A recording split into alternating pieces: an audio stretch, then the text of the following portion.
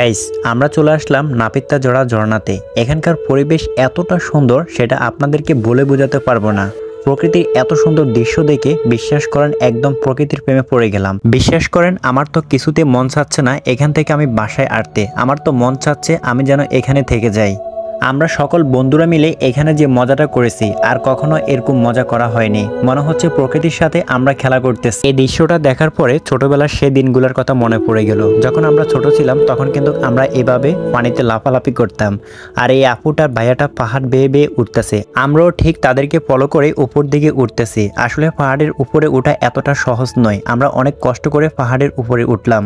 পাহাড়ের উপরে ওঠার পরে ঠিক এত সুন্দর একটা দোলনা দেখতে পেলাম, আমি আর নিজেকে কন্ট্রোল করতে পারলাম না। চলে গেলাম সে ছোটবেলার দিনগুলোতে ফিরে। তখন কি করলাম, দোলনা খাচ্ছি বসে বসে। এদিকে আমার বন্ধুরা এবং ছোট ভাইরা সবাই মিলে ছবি তুলতেছে। যখন এই দৃশ্যটা দেখলাম সত্যি আমার থেকে অনেকটা ভালো লাগলো। তখন তাদেরকে আমি বললাম, তোমরা ছবি তুলতেছো, আমাকে 2-3টা ছবি তুলে দাও তোমরা। দেখছেন নি হেতাগো কারবার, হেতাগোরাই এতবার করে কইরে তোরা তো ছবি তুলছো, তোকে ভিডিও করছে, তোরা এবার আরো সুন্দর করে 2-1 ছবি তুলে যাচ্ছ। আমার হেতারা কিছুতেই নিয়ন্ত্রণ উঠতেছে না, মনে হইতেছে হেতারা প্রকৃতির লগে একার মিশিয়ে গেছে। আগে মনে চলো আমরা তাতে এবার বাইরে যেতে আরো উপরে কত পাহাড় আছে, আমরা হেগিনেও ঘুরুম। হেগুনো না না আমরা গোসল করবো, আর কত গোসল করলে কেন বস্তা তুই ভিডিও করছ। তারপরে দেখছি হেতারা কি শুরু করে দিছে। আঙ্গর নোয়াখালীর পাশে একটা কথা আছে, খাইতে দিলে হইতো স্যার, ঠিক এরকমই হয়েছে। দেখছেন হেতারা হিনাদের ঠাস করে আগে হতে গেছে, বুঝছেন নি। তাই একজনটাই মোবাইল গান ধরাইছে, আগে দত্ত তুই আর ভিডিও গান কর।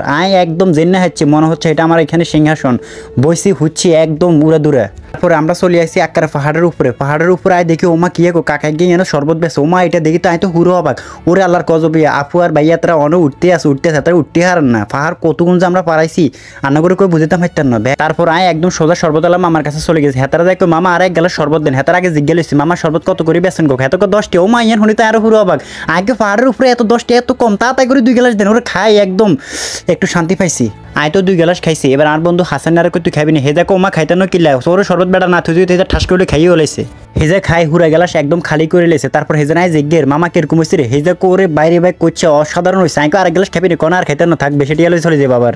আমরা দুনুকে মিলে শরবত খাই আর তারা আঙ্গুর দিকে সাই রয়েছে। আমরা কেনে কেনে খাই রাখবো। আঙ্গুর যদি হেঁটে ব্যথা করে কিন্তু আঙ্গুর অভিশাপ দিব সাইকেল, আমরা কিন্তু দুজন একদম মরে যাবেন ঠাস করি। দেখছেন নি তো এই দৃশ্যটা একদম খেয়াল করে নেই। ইয়ান্তনের পাহাড়ের দৃশ্যটা এতটা সুন্দর লাগে। ও মা গো খাইছে গো, আত্ম মন চাইতে ইয়ানো যায় ঠাস করে উড়ি একদম হাজা করি ফাত আগুনরে ধরি। আর বন্ধু এখন খায়ারিস আর ছোট ভাই এখন খায়ারিস। তারা ভাই আনারা আড়ান নানারা খাইতেছেন ঠান্ডা হানি, আমরা কিচ্ছু খাই না। তো এখন কই তোরা খাচ্ছ গেলে তোরা খাইলেও বিয়ে না, তো করে তো আমরা ডাকছি তোরা এসো, তোরা ঠাস ঠাস করে চলে যারি।